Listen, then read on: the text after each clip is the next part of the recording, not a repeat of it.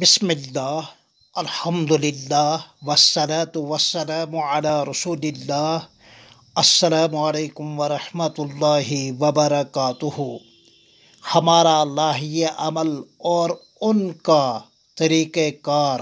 دونوں الگ الگ، اس حوالے سے یہ تیسری قسط پیش خدمت ہے۔ ایک اور مناظرے میں جناب مولانا ارشد القادری صاحب مرحوم بریلوی نے دارالعلوم دیوبند سربلند کے شعبہ دعوت تبلیغ کے ذمہ دار اور سرپرست اعلیٰ حضرت مولانا سید ارشاد صاحب رحمۃ اللہ علیہ کو حضرت مولانا ارشاد صاحب کو الحمدللہ میں نے دیکھا بھی ہے، زیارت بھی کی ہے۔ ان دنوں آپ بقید حیات تھے جب میں دارالعلوم دیوبند سربلند میں زیر تعلیم تھا۔ آپ سادات خاندان کے چشم و چراغ تھے اور بہت بڑے عالم تھے۔ تو مولانا سید ارشاد صاحب کو مولانا ارشد القادری صاحب نے مناظرے کی دعوت دی۔ مناظرہ ہوا، اجتماع فریق مخالف کے ترجمان یعنی یہی قادری صاحب غصے میں کھڑے ہو کر کہنے لگے، دیکھیں ان کی زبان، ارے ارشاد، لفظ ارشاد تو عربی زبان میں مصدر ہے، والمصدر لا یذکر ولا یؤنث، یعنی مصدر نہ تو مذکر ہوتا ہے اور نہ مؤنث ہوتا ہے، لہٰذا تم کھنسا ہجڑا یعنی لانس ٹھہرے۔ یہ لفظ بریلوی عالم نے ہمارے حضرت مولانا ارشاد صاحب سے علمی انداز میں کہا کہ آپ کا نام ارشاد ہے، ارشاد نہ مذکر ہے نہ مؤنث ہے۔ تو ہمارے حضرت مولانا سید ارشاد صاحب رحمۃ اللہ علیہ نے بڑے اطمینان کے ساتھ کھڑے ہو کر جواب دیا، مولانا سنیے، اگر میں بقول آپ کے ہجڑا ہی ٹھہرا ہوں تو ارشد جو آپ کا نام ہے یہ کہاں سے آیا؟ کیونکہ ارشاد مصدر ہے تو ارشد اسی مصدر ہی سے نکلا ہوا تو لفظ ہے، چاہے اس میں تفضیل مان لو یا صیغہ ماضی مان لو، مگر اسی مصدر ہی سے تو نکلا ہوا ہے۔ لہٰذا مولانا ارشاد صاحب نے اس کے بعد فرمایا، میں یہ کہنے کے لیے مجبور ہوں کہ اے مولانا ارشد صاحب القادری، آپ کی والد محترمہ سے اگر وہ اس وقت بقید حیات ہو،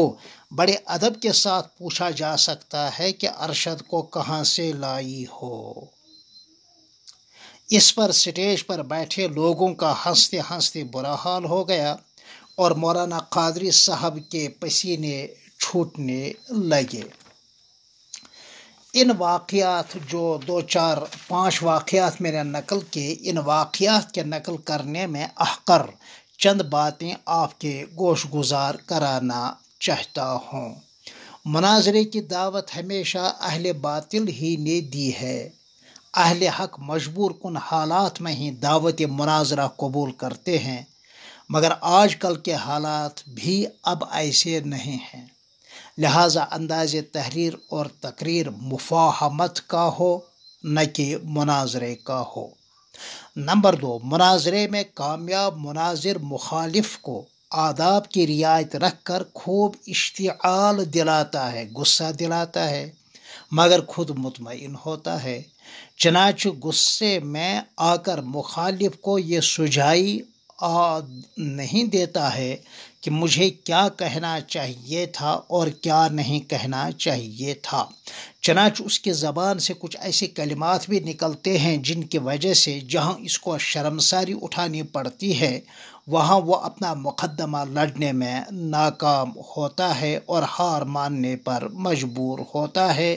مگر ہمارے یہ چند پڑھے لکھے نوجوان ان چیزوں سے ناواقف ہوتے ہیں۔ اہل علم کے حلقے میں یہ بات تو بہت ہی مشہور ہے کہ اذا جاء الاحتمال بطل الاستدلال، یعنی کسی کی دلیل میں کوئی عقلی یا نقلی احتمال پیدا کرو تو اس سے اس کی دلیل کمزور ہو جاتی ہے، اسی طرح اذا جاء الاشتعال بطل الاستدلال کہ غصے میں آ کر آدمی ڈھنگ کی بات نہیں کر پاتا تو اس کی بات بے وزن ہوتی ہے اور وہ ہار مانتا ہے۔ مخالف سخت بد زبانی کا، مثلاً جھوٹ کا یا ناحق کی الزام تراشی کا سہارا لیتا ہے، لیکن ان چیزوں کا جواب ہماری طرف سے ہرگز نہ دیا جائے۔ دیکھیے تو صحیح، مخالف دھڑے کے ایک نہایت ذمہ دار عالم و ترجمان ہمارے حضرت الاستاذ یعنی حضرت مولانا مفتی محمود حسن صاحب گنگوہی رحمہ اللہ کے بارے میں کیسا گندہ اور غلیظ لفظ استعمال کرتے ہیں، پھر جواب بھی ان کو حضرت مفتی صاحب کی طرف سے کیسا ملا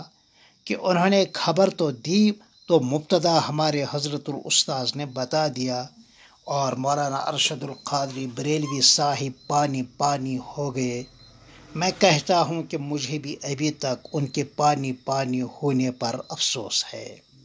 چوتھی بات، مناظرے میں مقصود احقاق حق یعنی دلائل کی روشنی میں حق کو واضح کرنا،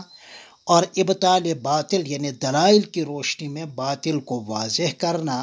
اس میں فریقین کے مذاہب پر گہری نظر ہونا ضروری ہے۔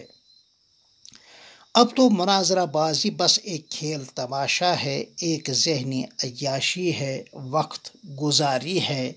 محض جذباتیت ہے، محض شو اور دکھلاوا ہے، فقدان اخلاص ہے، ناگفتہ بے حالات کا عدم ادراک ہے، بدلتے ہوئے حالات کا احساس نہیں ہوتا ہے، ناپختگی علم اور مطالعہ ہے، وغیرہ۔ اس لیے ہر طبقے کے معتدل مزاج کے ذمہ دار علماء و اہل دانش و بینش مناظرہ بازی کو پسند نہیں کرتے ہیں، کیونکہ مجموعی طور پر اس میں نفع بہت ہی کم اور نقصان بہت ہی زیادہ ہوتا ہے۔ سب سے بڑا نقصان اس میں کہ اس میں جگ ہنسائی ہوتی ہے، یعنی دشمن ہنستے ہیں۔ فرقہ کافرہ یعنی مرزائیوں اور ان کی ہم نوا جماعتوں کی اہل اسلام کا اس طرح سے باہمی طور پر دست و گریبان ہونے میں فرقہ کافرہ یعنی مرزائیوں اور ان کی ہم نما جماعتوں کو بڑی خوشی ہوتی ہے۔ عالم کفر اپنے شیطانی عزائم میں اہل اسلام کے خلاف متحد ہے، اور اہل اسلام آپس ہی میں دست و گریبان ہیں۔ فوا اسفا، کتنی افسوسناک بات ہے۔ لہٰذا مناظرہ بازی سے ہٹ کر خالص ادب اور اخلاق اور علم کے دائرے میں رہ کر عقائد اہل السنہ والجماعہ مقلدین کا اثبات کیا جائے، اور اخلاقی و علمی حدود کے اندر رہ کر مخالف عقائد کا صرف رد کرنا ہے، مگر جواب الجواب کا سلسلہ بند کرنا ہے۔ بالفاظ دیگر، بانگس چھُ بانگ دین، پت کس یہ نماز خاطر، کس یہ نہ، یعنی اذان تو بہرحال دینی ہی ہے، نماز کا اعلان تو بہرحال کرنا ہی ہے، پھر نماز کے لیے کون آئے اور کون نہ آئے، حق کو کون تسلیم کرے کون تسلیم نہ کرے، یہ نہ مؤذن کی ذمہ داری ہے اور نہ داعی کی ذمہ داری ہے اور نہ وہ اس کے مکلف ہیں۔